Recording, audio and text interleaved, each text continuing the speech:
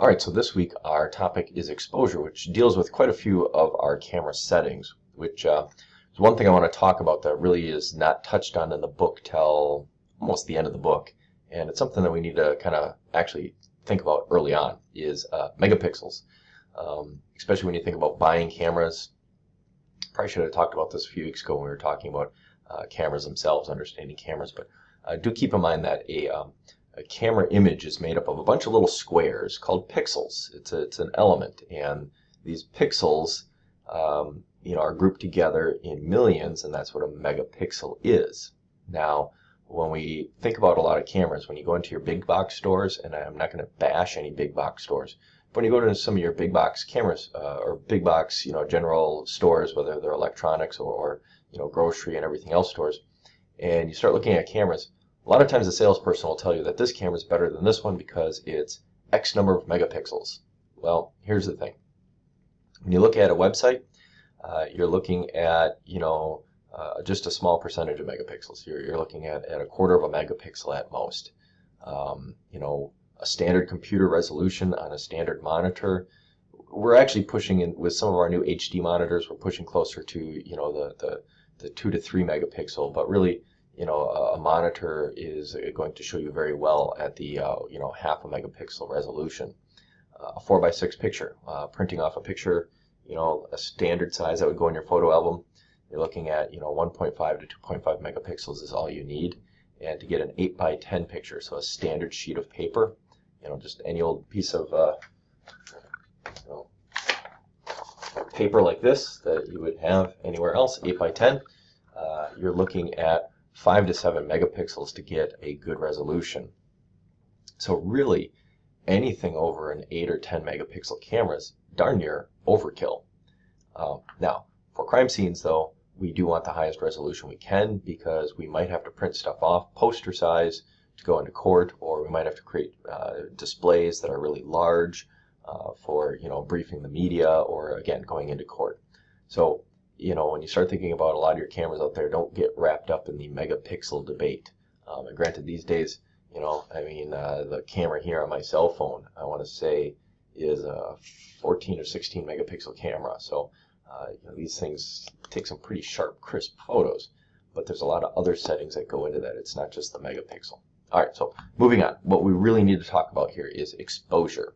Now, a lot of your cameras, you have all kinds of modes. So the standard 16 modes that you find on most consumer cameras, and there are always some different variations and differences, but everything from portrait with a face recognizing autofocus to a general portrait, party shots, nighttime portrait shots, landscapes, panoramic photos, nighttime landscapes, beach or snow photos, sunsets, dusk or dawn, fireworks type shows. That's where you get the pictures and you can see all the fireworks coming down.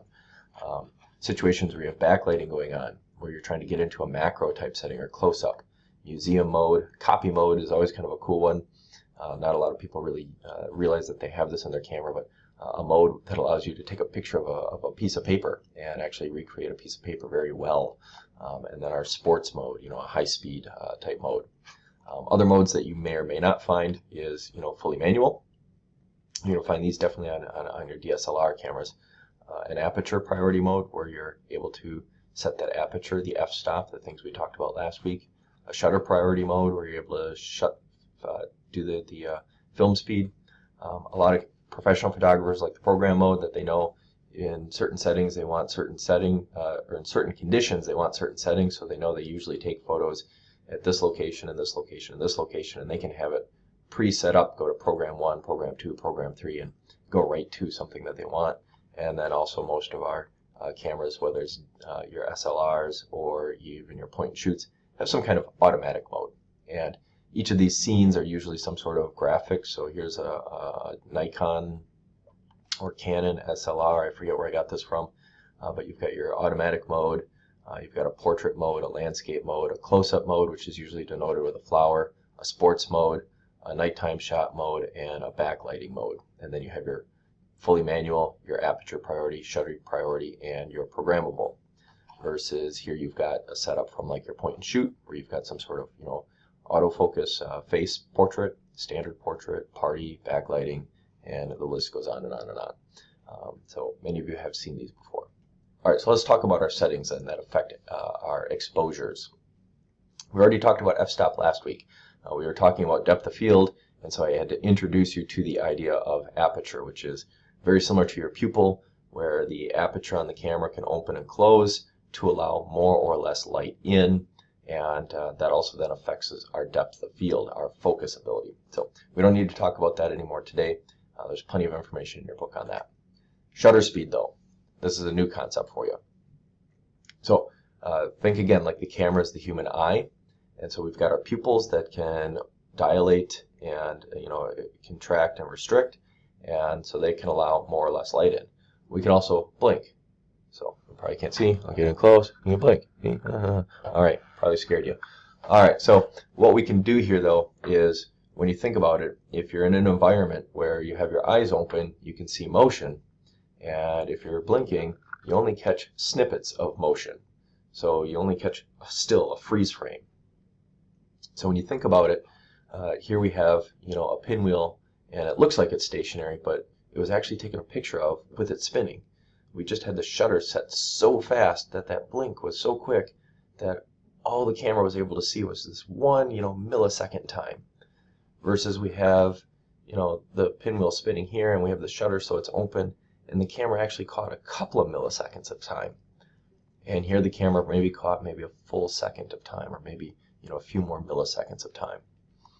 When you take a look at what the shutter speed can do to a picture, as you can see, based on having the shutter open for a long time or closed for a long time, and we're sitting on a tripod, and we have all the other settings the same, you can either have the picture kind of washed out, you can have it looking about right, or have it get kind of dark, so you don't have enough light or you have too much light. We'll talk about this over and under exposure issue later. So some other examples of what shutter speed can do for us. Again, you can take a picture that looks right, but the water kind of has this, misty look to it, versus here the water, you can actually see droplets. Here you've got, you can see the individual sparks from the grinder, and here, things kind of have darkened down, and the sparks are making these big long lines.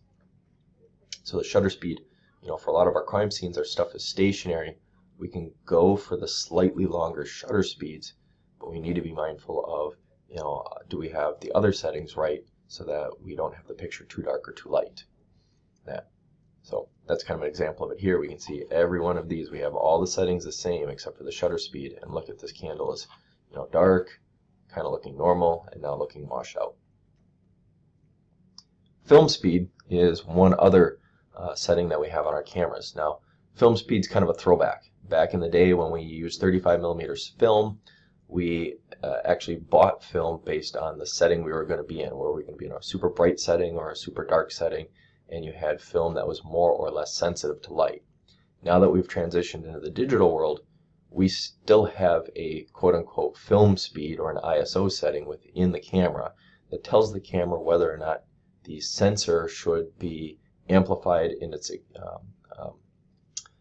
sensitivity to light, or less amplified in its sensitivity to light. Now, there's a trade-off. The more sensitive you are to light, the more distortion the image gets. Sometimes we call it grainy or noise. So when we have our camera set to be very insensitive to light, we get a very, very pristine, crisp photo. But when we jack up that ISO and try and make the camera more sensitive to light, we start to lose quality. The typical ISO settings for most cameras will be the 100 to 8 or 1600 range. When you get into your DSLRs, they will drop it down into 50. I've even seen as low as 32, and they can jump up to 6,400, and I've even seen some cameras that go higher than that in your very professional end cameras. Here's the thing though, when we start looking at like this image, this is ISO 100, so you're looking at not very sensitive to light, that low end of the spectrum for most cameras. And on this side, you're looking at 3200. Look at all these dots. It's all grainy. The building looks kind of, disformed in some respect, and the sky is just, a mess. So when you're looking at it, you're looking at the idea of not very sensitive to light down here at the bottom end of the scale, and not very much graininess to it. So what we need to do down here is, where's my mouse? There we go. When we have our camera set down here, what we need to do is have that aperture open a little bit more, leave the shutter open a little bit longer. When we're on this end of the spectrum, all right, we don't have as much light coming into the camera. We're taking pictures at night, outside, in the dark, and we have limited access to light. So what we have to do is make sure that we understand that we're going to lose quality of our images, or we need to add more light to our scene, or we need to really open up that aperture completely wide, and we need to really have that shutter speed on for a long time. But we're trying to create a balance here with those shutter speeds and those apertures so that we have our depth of fields and we have the ability to take a decent picture. Keep in mind, the longer that shutter's open also, is if you're holding the camera, we naturally shake when we hold. So if we have that camera with the shutters open for anything longer than about 1/50th of a second, you better have it on a tripod. So just some examples of ISO. Again, looking here, 100 ISO, 800, you can start to see the graininess a little bit in the water. 1600, it's really starting to come into play. And by 3200, you can't help but to see the ISO. Now, sometimes we get into a tight shot where graininess might not become as much of an issue. You know, these big wide angle outdoor shots are. So here we have at 100, again, with all of our other settings the same, the shutter speed and the aperture. 100, it's not bright enough. 320, it's actually looking a little better. 800, starting to get a little washed out maybe. This is probably about the best looking picture. When you get 1250, it's really starting to kind of be hard to see. At 2000, you've lost it. You can't even see the tabletop anymore. And at 6400, it's a useless photo. So that's how ISO affects our images. And again, back many years ago, we actually bought film based on an ISO speed.